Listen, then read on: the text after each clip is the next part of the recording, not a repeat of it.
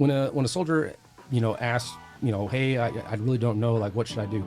First thing I ask them is, what do you think of Korea? Like, what has been your experience so far? And if it's negative, then I start asking, well, what things have you done to start making this positive? Exactly. Have you gone out? Where have you gone? What have you gone to visit? Do you like to ski, snowboard? Have you gone to any of those things? Do you like to go surfing? Well, have you been to the beach yet? And when you start getting all these things that are no, then it's kind of like, well, you haven't experienced Korea. You haven't experienced Korea. At all. You experienced your barracks room and the PX. Right. Wherever you find American troops today, you'll find the men of the Transportation Corps. Enough and on time. That's the story we tell you today. The story of the Army Quartermaster Corps. These youthful servicemen are members of the Army's Military Police Corps. One of the most important forces behind the line, the Army Ordnance Corps. Welcome to another episode of the 19th ESC Every Soldier Counts podcast. I'm your host, Major Javon Starnes, the PAO for 19th ESC. With me, I have the Command Career Counselor, Master Sergeant Kenser. So before we get into it, I was talking with the CG the other week, and I realized his initiative for recruiting and retention. Specifically, we're looking for smart, adaptable, agile, responsive, and resilient soldiers to stay Team 19. We want to retain that talent, and I realize retaining talent takes talent. It takes a dedicated team with the appropriate resources and information to get the job done. So welcome to our show today, Master Sergeant. How are you? Doing good. Thank you. Thank you for having me. Absolutely. So I want to get right into it. For those who do not know, what is the difference between a career counselor and a retention NCO? So your retention NCOs are your baseline. That's at your company level. Okay. They're assigned by additional duty or additional appointment orders assigned by the company commander, and they are the liaison for the career counselor themselves. So the easiest way to describe it would be you have your S1, and then you have a training room, and that's who it does. They handle a lot of the paperwork, but they're just not technically the subject matter experts, or they're not the ones that can actually input into the military system. So the career counselor at that level is always held at a battalion level, okay. And the retention NCOs are down at the company level to help better management, just based off of numbers alone. Right. So what drew you to the position? What drew you to Korea, first of all, and what drew you to being the command career counselor? The position, I'll start with the position first. So about a decade ago now, I came in the Army, I was a combat medic. I was 91 Bravo before we transitioned to 68 Whiskey. And from there, we always get tasked additional duties. That's what we do as junior leaders. We seek out additional duties to help get promoted. The one that I was tasked with was a retention NCO, company retention NCO, and I did that for over about a year, and I really liked it. Unfortunately, at that time, our battalion counselor was selected for a broadening assignment and was able to go. That left a vacant position at the battalion level. So I was the number one company retention NCO. That was, by my company commander demanding we were number one in everything. So he really pushed. So that opened the door for me to sit in that position while we deployed. So I kind of did two things there as the medic and running full-time retention there. And then on the way back, that's when the door opened up. It said, do you want to do retention full-time? Like, do you want to be a career counselor? I was approached by the brigade senior at that time, or I was looking at being moved out to San Antonio as being an instructor. So either way, I was always in a position that I'd like to help soldiers, help others.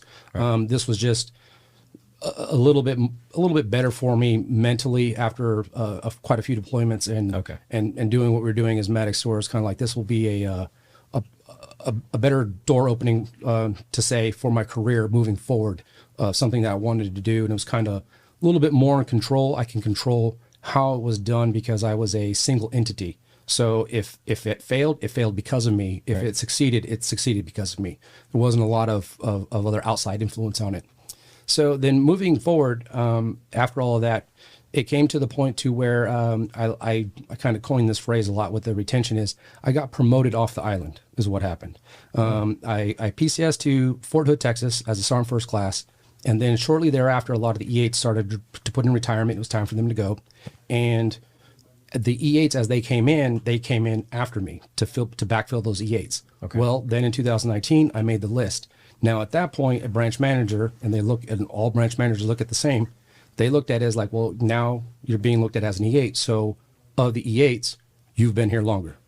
Even though I can say, hey, wait a second, I just got promoted. They're like, E8's an E8. You've been here the longest, so you got to go. Exactly. And as at that point, being a career counselor, I knew how do I go somewhere and then come back without having to move my family. So the easiest route was, let me go to Korea, and I know there's always opportunities here in Korea, especially to advance. So I took that opportunity, and since I got here, it's been nothing but doors opening for my career. So your family is here with you? Oh no, I'm here unaccompanied. Okay. The deal was, when I came here, I was actually on assignment to go to 35th ADA out of Osaw, and I was going to be the brigade senior. The command career counselor at the time reached out to me, knew I had operational experience in the past, and I came highly recommended to take the operations position at 8th Army. I was going to backfill as the senior operations. So I took it, and there was one deal that, it's going to be an 18-month stint. Okay. So I said, okay, that's fine, but we all know Korea's 1 year. So it means when I get here, I have to put in an extension. So before I did the extension, I reached out to the branch manager and said, hey, I just want to make sure before I do this, because my hat was taking me back to Hood, I'm good to go to Hood, like on this date, or do you need me to be here a little bit more, let's say 19 months or 20 months. I'm willing to work with the branch manager. He said, well, we need to kind of look at it. I'll look at it and I'll let you know this, that, and the other.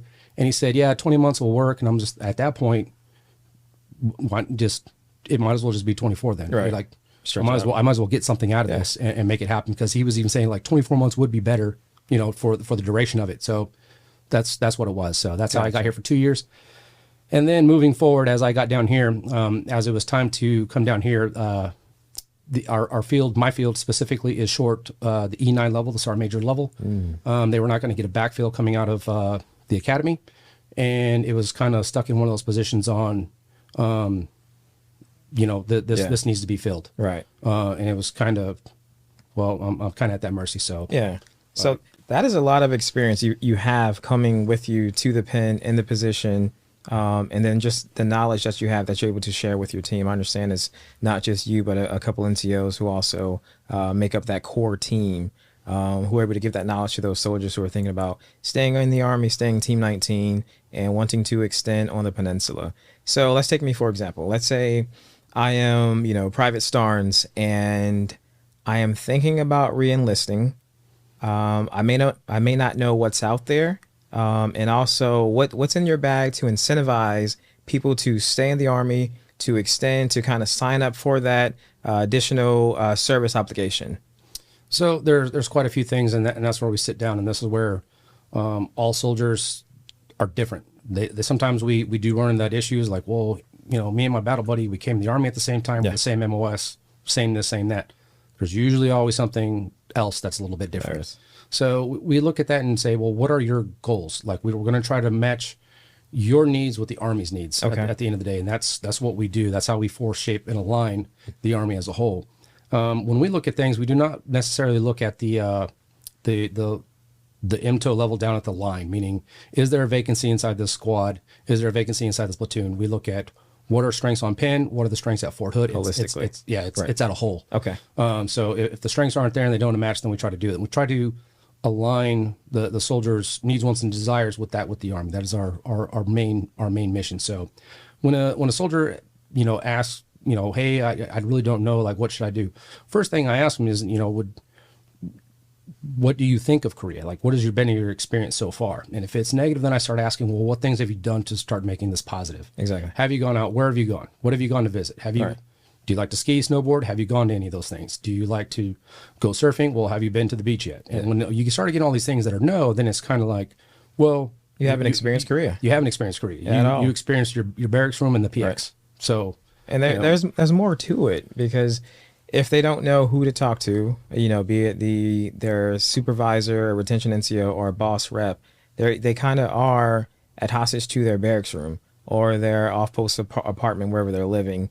And this is our third time in Korea, and I will say there are many things to do, whether you love to ski, like you said, go hiking, go to the beach if you have kids, aquarium, visits. You can go all types of places throughout Korea using the KTX, things of that nature. So I think it's a knowledge thing, knowing what's out there for them, but also having that motivation inside of you to say, hey, I'm going to explore. I may like it. You know what? I may actually sign up and extend.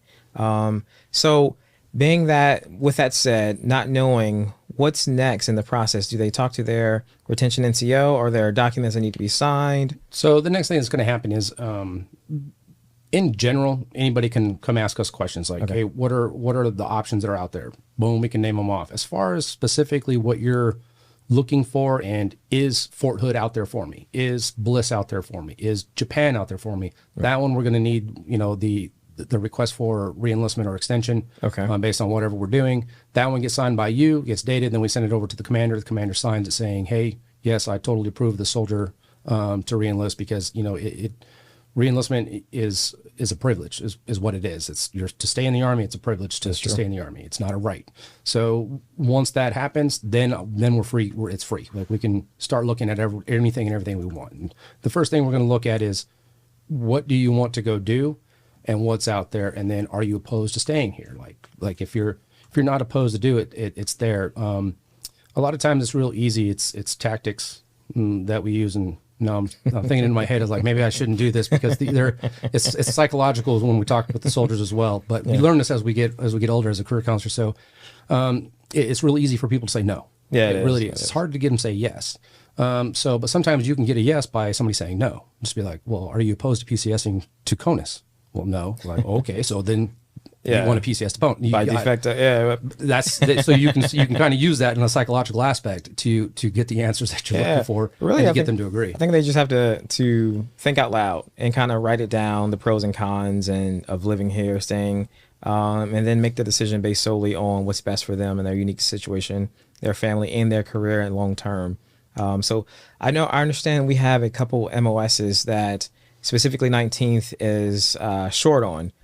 Can you speak to that, and basically someone who's thinking about re-enlisting but on the fence, and they fit this category of the critical short MOSs? So yeah, the critical short MOSs, a lot of those, the number one that pops into my mind, besides some of the MOSs that are at the senior level, which a lot of them are not going to come to us anyways to re-enlist. That's just something that's just got to be done. But the big one is the 31 Bravos, our RMPs. And specifically for those, you're looking at there's two ASIs they're looking for in the Delta. And you're talking about the 94th MP Battalion, correct?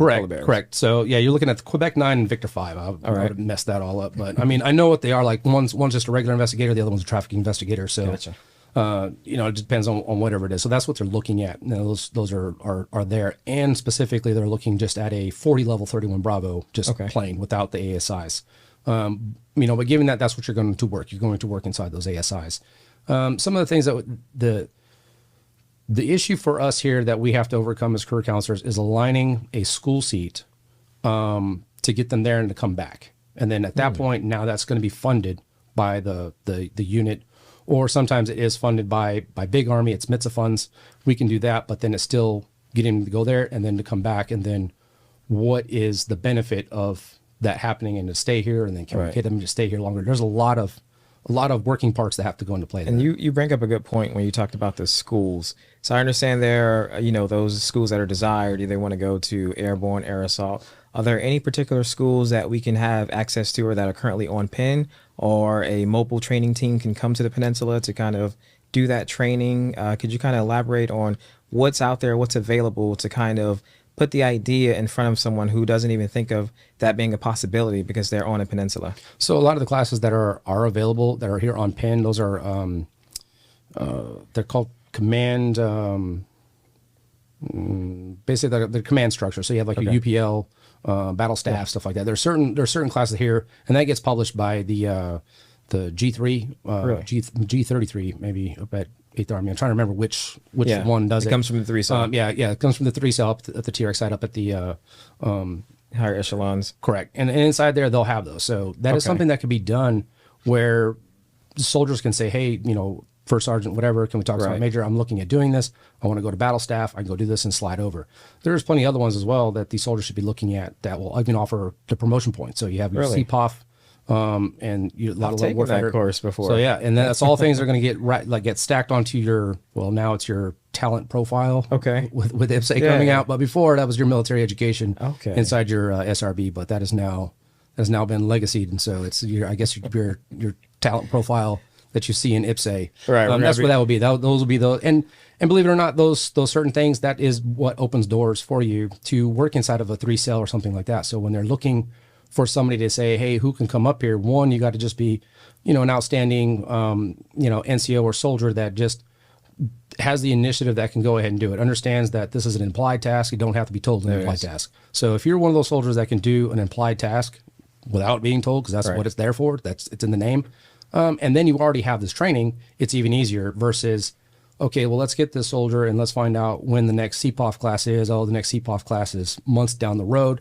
So now you're going to have to try to train the soldier on how to do it. It's easier if you just knock out as many classes as you can and start taking those things. And that's how that opens those doors to all these additional duties. And then at that point, your NCOER starts to write itself. It does. It truly does. So when it comes to those soldiers who have been on the fence, now they heard, listening to the podcast, okay, these are the opportunities. These are the resources that are out there, the classes I can take to get promotion points, and then also make myself stand out from the pack. Now I'm within this window, my re-enlistment window, and I have this opportunity. The thing is, do I want to stay Team 19 or do I want to go beyond off pin? And then I will say with 19th ESC, we have a plethora of MOSs and positions at different units that if you work at one battalion, hey, there may be another position at another battalion in another location and vice versa. Or if you have been living in Area 4, you want to experience Area 3, or you want to go even further north and get some more tactical experience, kind of working with the MPs who are located all throughout the peninsula or headquartered in Humphreys, like you spoke of. There are opportunities, not just in your area, but kind of think broader perspective. And then also when it comes to those individuals who think that, hey, I think I've done all that I can, I will stay if there is a bonus. Are they still giving out bonuses for certain MOSs, or is it across the spectrum broadly? Okay, so to start at the beginning is to stay here into transitions or what we'd like to call as an inter-theater transfer, or you're even staying in, let's say, 19th ESC, but you're in one of the battalions, and you can just transfer over to one of those. That's really easy because that's held at that CSM's level. Okay. When you start moving from one battalion to another, then it's just one up, one other CSM, and then that goes upstairs. As simple as that. It's just that simple. And then it's just a crosswalk G1. They'll do that 4187. But if it's at anything lower, it's still just a 4187 saying we're moving this soldier from this company to that company, but this company is down here in Area 4. This company's up at Area 3. They're going to do it, and it's going to be a low-cost move, and it's done. That's how I got down here. It was a low-cost move. It was done at the 8th Army G1 level, and it was within 72 hours. I had the orders, and it was done. Low-cost move. They came, packed up my stuff, and down here I came. And I'll process one. And you don't even have to out-process completely. Because like CIF, that was the easiest CIF I ever did. Yeah, they are pretty good here. They just basically, I walked in there at Area 3 and I said, hey, I'm going to Daegu. There was like, boom, stamped it and you're done. That was the best CIF I've ever done in my life. I've had some horror stories. So that was pretty easy. But that was probably about the easiest way to do it. But that takes engagement from the soldier. That takes communication from the soldier. Okay. Communicating with first line leaders, telling them what their needs, wants, and desires. And then on the flip side of that, that is leaders being engaged with their soldiers, finding out who wants to stay here. Because so many of them want to stay here, and they would stay here if they just asked. Say, hey, we have these opportunities coming. So before we backfill with some soldier coming out of AIT, 10 levels of 10 level. Again, like I say, we speak on big Army level, 10 levels of 10 level, 20 levels of 20 level. But at the same time, we have the talent management that always happens. I believe we have that once a month. We sit in there and we look at all the E7s and above that are coming in. And they look at the placement, see what they've had before, where they need to go, what's going to be best for their career. You don't want to put somebody back into a first sergeant position that's just been doing first sergeant time. It's time to get them some operational positions. So that's what they look at. And it's the same thing. We can do that with those junior soldiers, and it's there. Now, fortunately, it's not going to be there for everybody, and it's got to align. But the DEROS is a DEROS. You're still here. But at the same time, they're going to want something out of it. If we're getting ready to move you up there, we're going to have that commitment and, going from there. Have that discussion. Now, moving on to the bonus thing. Yes, currently right now there is bonuses out there. So an initial term soldier, regardless, they do get a 5K bonus. Wow. Now, there are some bonuses, some MOSs out there that have a higher bonus, and some are a little bit lower than the 5K based off of the math that we use. So at any rate, the soldier is going to get the benefit of the higher bonus, whichever one it is. When we do the math, If it's this one, it's this one. If it's that one, it's that one. And the soldier needs not worry about, well, how do I know if you gave me all the amount or something like that, or did they do it right? Because we have checks and balances all the way up at HRC that if remotely we're off 1 day, 1 month, it comes back, it's an error, and the counselor has to fix it. So they will, no matter what, get the exact money that was due to them. Yeah, I remember when I first came in the military. So this was 2011, 12-ish sometime, and I remember talking to captains at that time who had gotten bonuses, and I believe they stopped that now. However, there's still an opportunity for individuals to look at, like you said, what's available. And even if you're not a commissioned officer, but if you're enlisted, there are bonuses out there. I didn't know that they can get $5,000. That's news to me. But however, I do want to give you the opportunity. Or is there anything else you want our listeners to know before we wrap up? No, some of the other ones though, if you're really looking at, let's say you're at the specialist and at that sergeant level, and you're looking at that career progression or anything like that, there is something called the SMAP. So the assignment incentive pay, the AIP that we know of, right? That's just for here in Korea. There's the one that we know of, all the MOSs. That's the big one. That's the target. They get $6,000. Everybody else, though, if they put in an AIP, they get $3,600. So either way, somebody's getting money, no matter how you look at it. But the other one that we have is the special MOS alignment promotion program. Specific MOSs that upon graduation, you'll get promoted to the next higher rank. So if you're... After they graduate AIT? Right after they graduate AIT. Wow. Yes. Yeah. Those are there. And the career counselors know exactly what those are. Jeez. They publish that message. So when you're looking at soldiers and MOSs that are trying and fighting, and they're just like, my points stay at 798, they're this, that, and, we have that. We have a list of MOSs that right at the end of graduation, boom, if you're an E5 today, the moment you graduate, you're an E6. And it's just that fast. And the thing is you're also going to MOSs that are highly competitive in the civilian sector side of it too. Right. So that's why they're like that. And those MOSs, 9 times out of 10, they are the MOSs that you're going to reenlist for, and you're going to get bonus money for that one as well. Wow. So that is probably the number one most underutilized. I didn't even know that existed. Yeah. After you graduate AIT, you would get promoted to the next rank. Yeah, that is news to me. And all you have to do is meet the qualifications for that MOS. That's based, that's all they are, and they're pretty fast with it. So some of the ones that they have, because I have them listed, is electronic warfare, prime power, counterintelligence. Oddly enough, 46 Sierra, your public affairs. That one is in there. So 89 Delta, everybody knows explosive ordnance disposal. 25 Delta, that's a big one now. It's the cyber network defender. Electromagnetic spectrum, and your contracting NCO, which is the 51 Charlie. So some of those they're designated for E5s that are going to become E6, and then the other ones are E4s that are going to become E5s immediately upon graduation. So that's where they sit, and that is constantly going. But you're spot on. I think our listeners will greatly receive everything that you're putting out, all this knowledge. And I would invite them to have a pen and pad as they listen to this episode, because there were a couple things we talked about, how to stay Team 19, the bonuses that are out there, the MOSs that you can basically graduate AIT and then get promoted. That was news to me, and I believe some other people that will be listening to this podcast.